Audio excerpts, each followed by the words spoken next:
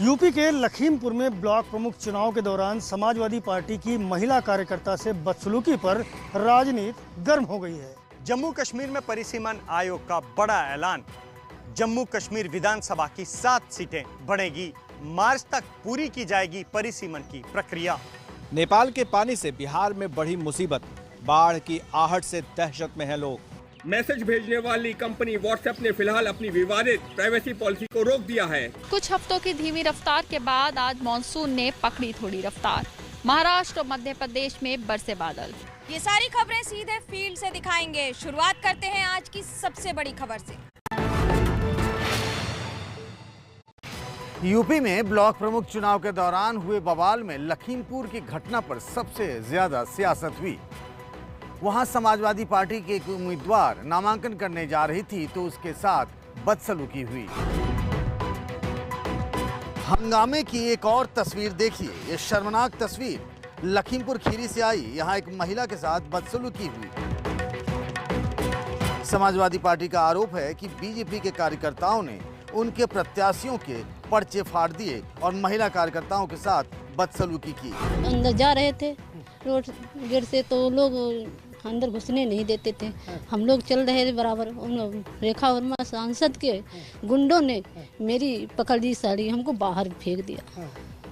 क्यों कर रहे थे सर? उनके घर से कोई चुनाव लड़ रहा था रेखा वर्मा? रेखा वर्मा स्वयं रेखा वर्मा खुद लड़ रही थी? हाँ, सांसद प्रमुखी लड़ रही जी। प्रियंका गांधी ने लिखा, कानून व्यवस्था की आंख पर पट्टी बांधकर लोकतंत्र का चीरहरण चल रहा है। लखीमपुर की इस घटना में पुलिस ने बीजेपी सांसद रेखा वर्मा के रिश्तेदार यश वर्मा को गिरफ्तार कर लिया है। लेकिन इस तरह की घटनाओं से यूपी पुलिस पर गंभीर सवाल उठ रहे हैं। यूपी के लखीमपुर में ब्लॉक प्रमुख चुनाव के दौरान समाजवादी पार्टी की महिला कार्यकर्ता से बदसलूकी पर राजनीति गर्म हो गई है। अखिलेश यादव बीजेपी पर बरसे। उत्तर प्रदेश में लोकतंत्र की हत्या भारतीय जनता पार्टी के राज्य में जिस तरह महाभारत में चीर हरण हुआ था, वही तो पैटर्न बीजेपी के शासनकाल में है। ये लोकतंत्र को मानने वाले लोग नहीं हैं। ये कहते कुछ हैं, करते कुछ हैं। कहीं यही लगता है कि भारतीय जनता पार्टी ने पूरी तरीके से गुंडों को छूट दी थी, जो चाहो सो करो। इसी वजह से हमारी बहन को अपमानित होना पड़ा, उसकी साड़ी तक खींची। याद रखना, जिन अधिकारियों ने इस तरह का काम किया उन अधिकारियों का भी हिसाब किताब किया जाएगा समय आने पर। यूपी में ब्लॉक प्रमुख के चुनाव कल होने हैं और 2 दिन से नामांकन के दौरान यूपी के कई जिलों से बड़े बवाल की तस्वीरें आ रही हैं।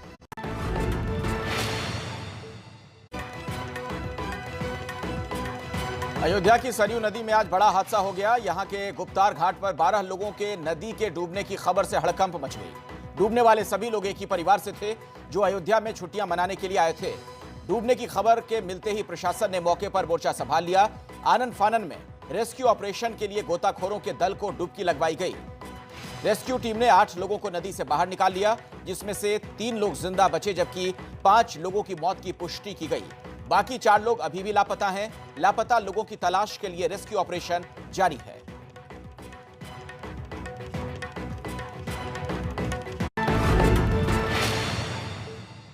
देश में ऑक्सीजन पर पीएम मोदी ने समीक्षा बैठक की। अधिकारियों से देश में लग रहे ऑक्सीजन प्लांट के बारे में ली पूरी जानकारी। प्रधानमंत्री नरेंद्र मोदी ने आज देश में ऑक्सीजन के मुद्दे पर उच्च स्तरीय बैठक की। बैठक में उन्होंने देश में ऑक्सीजन का प्रोडक्शन बढ़ाने और उसकी सप्लाई का रिव्यू किया। मोदी ने कहा कि देश में 1500 से अधिक पीएसए ऑक्सीजन प्लांट लगाए जा रहे हैं। इन ऑक्सीजन प्लांट्स के जरिए 4 लाख से अधिक ऑक्सीजन बेड को सपोर्ट मिलेगा। कोरोना की दूसरी लहर के दौरान देश को ऑक्सीजन की किल्लत से जूझना पड़ा था। इसके बाद ही मोदी सरकार ने ऑक्सीजन प्लांट को लेकर किए थे बड़े ऐलान। गवर्नमेंट वैक्सीनेशन सेंटर पर आज मुंबई में वैक्सीनेशन पूरी तरह से बंद रहेगा। इस वक्त मैं बीकेसी वैक्सीनेशन सेंटर पर हूं, जहां पर ये बोर्ड लगा है और यहां पर लिखा गया है कि आज वैक्सीनेशन बंद है। जिस तरह से वैक्सीन उपलब्ध न होने के कारण ये वैक्सीनेशन सेंटर, ये और मुंबई महापालिका के जो जो वैक्सीनेशन सेंटर है वो पूरी तरह से बंद रहेंगे। जब ये वैक्सीन उपलब्ध होगा तब ये वैक्सीनेशन ड्राइव फिर से शुरू होगा। इसके पहले भी 1 जुलाई में ये वैक्सीनेशन सेंटर बंद थे और इसके बाद आज ये वैक्सीनेशन सेंटर बंद दिखाई दे रहे हैं।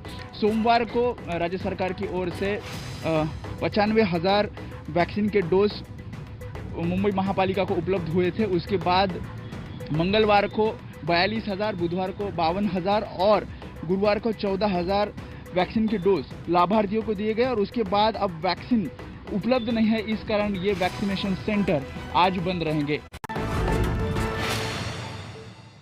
वैक्सीनेशन की रफ्तार एक बार फिर बिहार के अलग अलग ज़िलों में धीमी पड़ चुकी है। पटना में मैं मौजूद हूँ और क्या मौजूदा हालात है एक वैक्सीनेशन सेंटर पर। कई सारे लोग मुझे दिखाई दे रहे हैं और आपको बता दें कि बुधवार को 9,58,000 डोजेज़ बिहार में पहुंचा है और जिससे उम्मीद की जा रही थी कि लोगों को वैक्सीन मिलना एक बार फिर से शुरू हो जाएगा। लेकिन कई सारे लोग हैं जो फिलहाल वैक्सीनेशन सेंटर पर पहुंचे हैं लेकिन निराश लौट रहे हैं। वो बोल रहे हैं सोमवार को आइएगा, आज नहीं है वैक्सीन।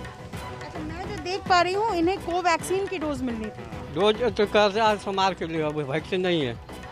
तो भी बोला गया वैक्सीन नहीं। कोवैक्सीन है? कोवैक्सीन है। ये दूसरे शख्स हैं जिनको यहाँ वैक्सीनेशन सेंटर से निराश लौटना पड़ रहा है और भी कई सारे लोग। आप लोगों को वैक्सीन मिल गई? अभी ले रहा है, जा रहा है। हाँ, अभी पहली बार यहाँ? पहली बार। हाँ, कोई दिक्कत नहीं है। कौन सा वैक्सीन है आपका? कोविशील्ड।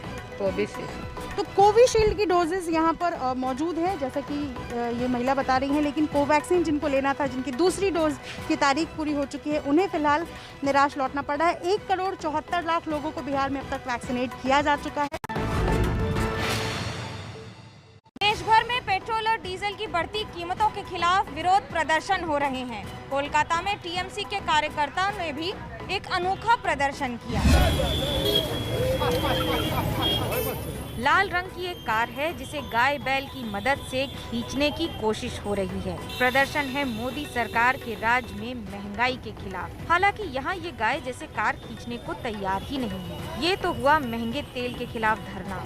अब देखिए सड़क पर चूल्हा जलाकर खाना पकाया जा रहा है, रोटी सेकी जा रही है। कोलकाता में ये टीएमसी के कार्यकर्ता हैं जिन्होंने महंगे तेल और गैस के खिलाफ इस अंदाज में विरोध प्रदर्शन किया है। देश के कई बड़े शहरों में पेट्रोल के दाम 100 रुपए से ज्यादा हो चुके हैं और विरोध प्रदर्शन कई इलाकों में राजनीतिक दलों द्वारा जारी है। बंगाल में भी गैस के दाम बढ़ने के कारण ये विरोध हो रहा है और लोगों में गुस्सा फूट रहा है। पेट्रोल और डीजल की कीमतें लगातार बढ़ रही हैं। पेट्रोल 100 रुपए के पार देश के तमाम इलाकों में हो चुका है, राजधानी दिल्ली में भी हो चुका है। कांग्रेस पार्टी देश भर में हस्ताक्षर अभियान चला रही है इस महंगाई के खिलाफ। पेट्रोल, डीजल और रसोई गैस की बढ़ती कीमतों के खिलाफ दिल्ली में एक पेट्रोल पंप पर दिल्ली कांग्रेस के अध्यक्ष अनिल चौधरी हस्ताक्षर अभियान चला रहे हैं। इसमें हमने 2013 के मुकाबले में जो प्रति डॉलर बैरल हुआ करता था 117 रुपये होता था, आज $70 प्रति बैरल है, फिर भी रेट बढ़ रहे हैं। आज टैक्स के रूप में हम बात करें तो जब कांग्रेस की सरकार थी उस समय जो रेट था और आज जो मोदी जी की सरकार में 56 रुपये तो पेट्रोल पे वसूला जा रहा है टैक्स। 100 रुपये में से 56 रुपये हम टैक्स में दे रहे हैं। वैसे ही डीजल पे 45 रुपये टैक्स के रूप में दे रहे हैं। और पिछले 6-7 सालों में केजरीवाल साहब ने 25,000 करोड़ रुपए टैक्स के रूप में वसूले, 20 लाख करोड़ रुपए मोदी जी ने एक्साइज ड्यूटी के रूप में वसूले। आखिर ये देश जा कहाँ रहा है? किसकी उन्नति हो रही है? केवल भाजपा की उन्नति हो रही है। दिल्ली कांग्रेस का हस्ताक्षर अभियान चलाया जा रहा है और तमाम लोग जो पेट्रोल पंपों पर आ रहे हैं पेट्रोल और डीजल भरवाने के लिए, उनसे दिल्ली कांग्रेस के जो नेता हैं वो हस्ताक्षर करने के लिए कह रहे हैं। और कांग्रेस पार्टी का कहना है कि सारे हस्ताक्षर जो हैं वो केंद्र सरकार, प्रधानमंत्री तक पहुंचाए जाएंगे। और कुछ इस तरीके से केंद्र सरकार पर निशाना साध रही है, हमला बोल रही है कांग्रेस पार्टी। नहीं बढ़ना चाहिए, एक निश्चित वृद्धि। जो हस्ताक्षर अभियान चला रही है, आपको लगता है इससे चलाना चाहिए? क्योंकि ये ऐसा मुद्दा है जिससे हर एक जना प्रभावित हो रहा है। इससे कोई फर्क नहीं पड़ने वाला। खैर वही है, ये तो एक सर्वे टाइप है कि सर्वे कर रहे हैं। ये सच है कि पेट्रोल और डीजल की जो बढ़ती कीमतें हैं उसने कचूमर निकाल दिया है आम आदमी का। 100 रुपये से ऊपर पेट्रोल जो है वो पहुंच चुका है, डीजल भी 100 रुपये के करीब पहुंचने वाला है। क्या यूपी में ओवैसी की पार्टी के साथ ओपी राजभर का गठबंधन पूरा होने से पहले ही टूट जाएगा? आज एक तस्वीर ने ये सवाल उठा दिए। सुहेल देव पार्टी के ओम प्रकाश राजभर ने आज योगी सरकार के पंचायत राज मंत्री भूपेंद्र सिंह से मुलाकात की। दोनों के बीच बंद कमरे में करीब आधे घंटे बात हुई। ओम प्रकाश राजभर ने हालांकि मुलाकात को शिष्टाचार बताया है। कोई बात नहीं है, राजनीतिक मामले में आप इतना मतलब ये समझ लीजिए कि धरती नीचे से ऊपर जा सकती है, ऊपर से आसमान नीचे आ सकता है, लेकिन ओम प्रकाश राजभर भाजपा में नहीं जा सकते। तो इस तरह का कोई विषय राजनीतिक किसी विषय पर कोई चर्चा नहीं हुई। एक स्वागत सम्मान के नाते मैंने हम लोगों ने चाय पी है एक दूसरे से, वैसे ही कुशल क्षेम पूछा। ओम प्रकाश ने कल ही लखनऊ में अपने साथी दल के ओवैसी से मुलाकात की थी। अब जानिए एक विवाद जिसके बाद राजभर और ओवैसी में खींचातान मानी जा रही है। वजह है ये तस्वीर। ओवैसी ने सैयद सालार मसूद गाजी की दरगाह पर चादर चढ़ाई है। यूपी के बहराइच में सालार मसूद गाजी की दरगाह है।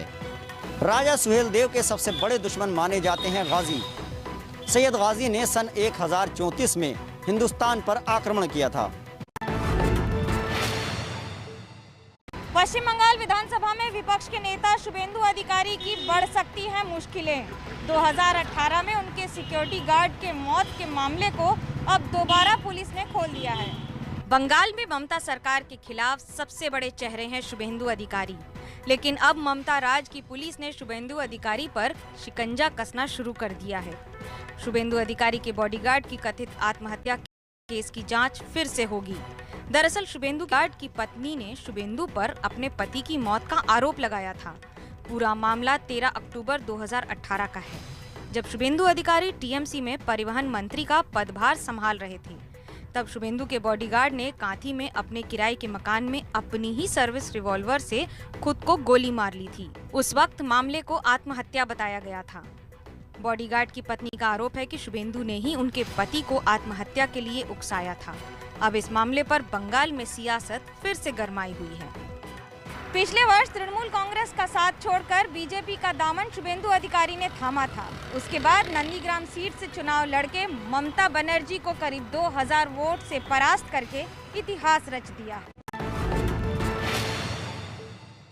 जम्मू कश्मीर में मिलिटेंसी के खिलाफ तेज एक्शन। कुलगाम में एनकाउंटर तो बांडीपुर में जिंदा मिलिटेंट गिरफ्तार। घाटी में सेना और पुलिस ने शांति बहाली और आतंक मुक्त करने का प्रण लिया है और इसी को लेकर सेना लगातार मिलिटेंटों के खिलाफ कार्रवाई कर रही है। कश्मीर के बांडीपुरा में पुलिस ने लश्कर के एक मिलिटेंट को गिरफ्तार किया है। गिरफ्तार मिलिटेंट ने अपना नाम मुजम्मिल शेख उर्फ अबू मुआविया बताया है। मिलिटेंट के कब्जे से चीनी पिस्टल, जिंदा कारतूस और गोला बारूद समेत संवेदनशील दस्तावेज जब्त किए गए हैं। इसके अलावा कुलगाम में सेना और मिलिटेंटों के बीच मुठभेड़ हुई। मुठभेड़ कुलगाम के रेडविनी इलाके में हुई। सुरक्षा बलों की जवाबी फायरिंग के बाद छुपे 2 से 3 मिलिटेंट मौके से भाग गए। जम्मू कश्मीर में इस साल अब तक सुरक्षा बलों ने 83 मिलिटेंटों को मार गिराया है। नेपाल के पानी से बिहार में बढ़ी मुसीबत। बाढ़ की आहट से दहशत में है लोग। बिहार में मौसम की मार से इंसानी जिंदगियां आफत में है। सबसे पहले सुपौल की तस्वीरें देखिए। नेपाल से आने वाले पानी और लगातार बारिश से नदियों का जलस्तर बढ़ गया है। कोसी नदी तो पूरे उफान पर है। नदी का पानी पुल के ऊपर बह रहा है।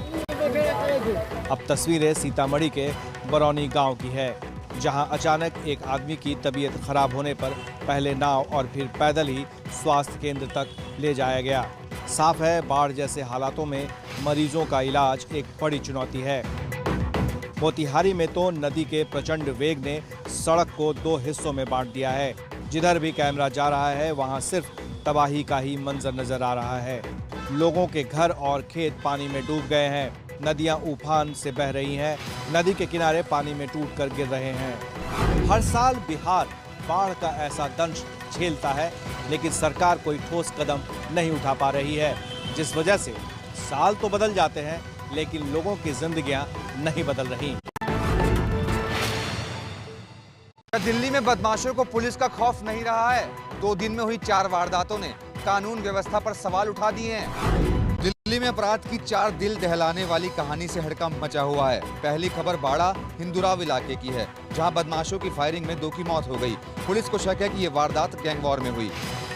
दिल्ली की शाहबाद डेरी इलाके में गुंडों के साथ पुलिस का एनकाउंटर हुआ। इन बदमाशों ने रोहिणी में कार लूटने की कोशिश की, जिसके बाद पुलिस का इन बदमाशों के साथ शाहबाद डेरी इलाके में सामना हुआ। एनकाउंटर में घायल हुआ बदमाश प्रदीप और उसके साथी पकड़े गए।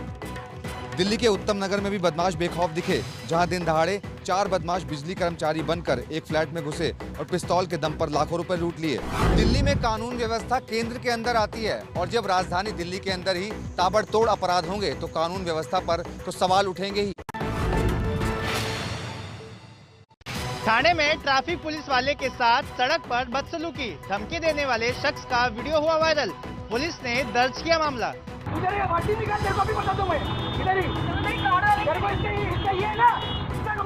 ये शख्स ट्रैफिक पुलिस को धमकी दे रहा है। वर्दी पर तैनात ट्रैफिक पुलिस वाले को वर्दी उतारकर पीटने की धमकी दे रहा है।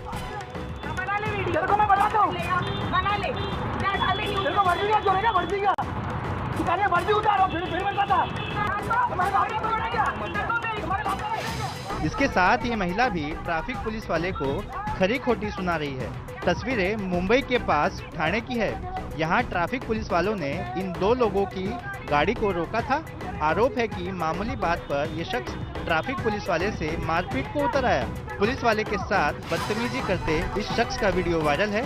इस पर और इसकी साथी पर कार्रवाई हुई है।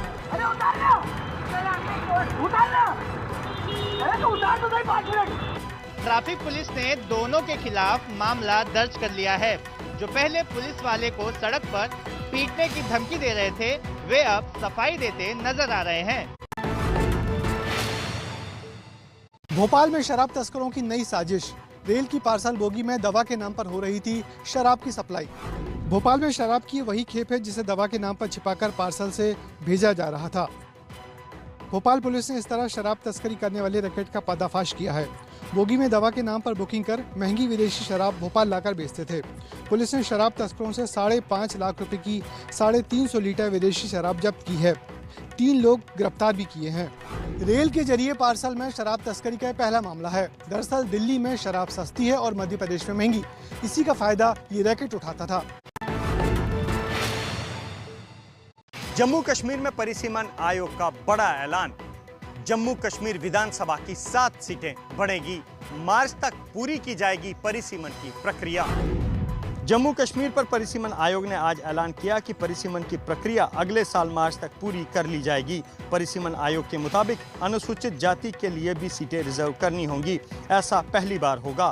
आयोग ने राजनीतिक दलों और जिले के प्रशासनिक अधिकारियों से भी बातचीत की है। To add 7 more seats in the UT and ST seats were also to be provided. The Delimitation Act 2002 provides the manner of this process. केंद्र सरकार ऐलान कर चुकी है कि अगले साल परिसीमन के बाद जम्मू कश्मीर में विधानसभा के चुनाव कराए जाएंगे, लेकिन गुपकार संगठन जम्मू कश्मीर में परिसीमन से पहले प्रदेश को पूर्ण राज्य का दर्जा दिए जाने की मांग पर अड़ा हुआ है। अब आपको दिखाते हैं देश का एक ऐसा गांव जहां के घरों में अब तक बिजली नहीं पहुंची है। जम्मू कश्मीर के उधमपुर में एक गांव को 74 सालों से बिजली का इंतजार है। जम्मू कश्मीर के उधमपुर का ये लादा गांव है जहां ये बच्चे रात को इसी तरह अंधेरे में पढ़ने के लिए मजबूर है। गांव के लोगों का दावा है कि देश की आज़ादी के बाद से अब तक इन लोगों के घरों में बिजली नहीं पहुंची है। यहाँ करीब 150 घर है। हमारे बच्चे इधर रहते हैं, अंधेरे में रहते हैं, लैखनी जलाकर रात को पढ़ते हैं, दिन को बकरियां चराते हैं। तो रात को कैसे क्या पड़ेगी, लाइट नहीं होगी तो कैसे पड़ेगी। गांव वालों की ये शिकायत जब इलाके के पास के बिजली विभाग पहुंची तो प्रशासन ने कहा कि 3-4 महीने में इस गांव में बिजली की सप्लाई हो जाएगी। मैसेज भेजने वाली कंपनी व्हाट्सएप ने फिलहाल अपनी विवादित प्राइवेसी पॉलिसी को रोक दिया है। कहा कानून से अनुमति मिलने के बाद ही आगे बढ़ेगी कंपनी। केंद्र सरकार के साथ तकरार के बीच व्हाट्सएप अब अपनी विवादित पॉलिसी को लेकर बैकफुट पर नजर आ रहा है। दिल्ली हाई कोर्ट में व्हाट्सएप ने बताया कि उसने अपनी प्राइवेसी पॉलिसी को फिलहाल के लिए रोक दिया है। भारत में व्हाट्सएप की नई प्राइवेसी पॉलिसी इसी साल फरवरी में लागू होनी थी, लेकिन मामला हाई कोर्ट तक पहुंच गया। केंद्र ने कोर्ट में कहा था कि व्हाट्सएप अपनी प्राइवेसी पॉलिसी के लिए ग्राहकों पर दबाव डाल रहा है, जो गलत है, और अब व्हाट्सएप के तेवर ढीले दिख रहे हैं। व्हाट्सएप की नई प्राइवेसी पॉलिसी को लेकर दावा किया जा रहा है कि इसके आने के बाद व्हाट्सएप अपने उपभोक्ताओं की सारी जानकारी, फोटो और वीडियो दूसरी कंपनियों के साथ शेयर कर सकती है, और इसी को लेकर ये विवाद खड़ा हुआ है। बिहार में लालू राबड़ी नाम की अगरबत्ती बेच रहे हैं तेज प्रताप। पटना में लालू खटाल में शुरू किया ये कारोबार। एलआर अगरबत्ती यानी लालू राबड़ी के बड़े बेटे तेज प्रताप यादव अब बिजनेसमैन भी बन गए हैं। उन्होंने अगरबत्ती का कारोबार शुरू किया है। पटना और दानापुर के पास लालू खटाल में इसका शोरूम बनाया गया है। एलआर का मतलब गया लार्जेस्ट रीच, मतलब लार्जेस्ट हो गया बड़ा चीज उसको और ज़्यादा से ज़्यादा लोग तक पहुँचे, तो लार्जेस्ट रीच। अब इस नाम का मायने बहुत से लोग बहुत तरीके का निकालते हैं कि जो भी हम काम शुरुआत करते हैं तो बहुत तरीके का लोग हैं। कुछ लोग जलने वाले हैं, कुछ लोग हैं मिलने वाले लोग हैं, तो जलने वाले जलते रहते हैं। तेज प्रताप ने शोरूम का नाम लालू खटाल काफी सोच कर रखा है। पटना में लालू खटाल मतलब लालू की गौशाला। सत्ता में जब लालू यादव थे तो उन्होंने अपने घर पर भी खटाल खोल रखा था। कुछ हफ्तों की धीमी रफ्तार के बाद आज मॉनसून ने पकड़ी थोड़ी रफ्तार। महाराष्ट्र और मध्य प्रदेश में बरसे बादल। सड़क पर यहाँ हर तरफ पानी ही पानी जमा हो गया है। नागपुर में यह हाल कुछ घंटों की बारिश के बाद हो गया। 15 दिन से हल्के पड़े मॉनसून ने अब ऐसी हलचल महाराष्ट्र और मध्य प्रदेश में दिखाई है। केरल के कोट्याम में भी आज बारिश हुई। तमिलनाडु के मदुरई में तो बारिश में चावल की सैकड़ों बोरियां भीग गईं। यहाँ प्रशासन ने खुले में बिना तैयारी के अनाज की बोरियां रखी थीं। हालांकि दिल्ली में अभी भी तेज बारिश का इंतजार है। मौसम विभाग के मुताबिक कल से दिल्ली में बदल सकता है मौसम। हिमाचल प्रदेश के पूर्व मुख्यमंत्री वीरभद्र सिंह के अंतिम दर्शनों के लिए शिमला में उमड़ा जल सैलाब। कांग्रेस के पूर्व अध्यक्ष राहुल गांधी और बीजेपी के अध्यक्ष जेपी नड्डा ने दी श्रद्धांजलि।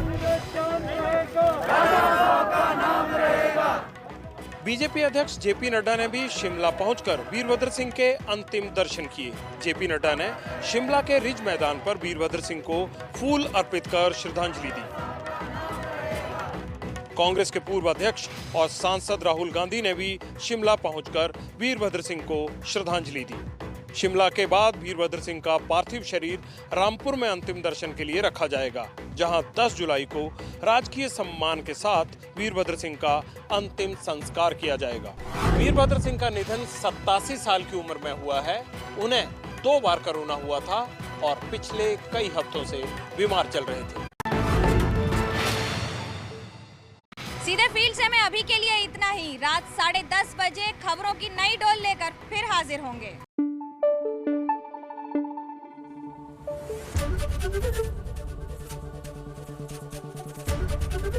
एबीपी न्यूज आपको रखे आगे।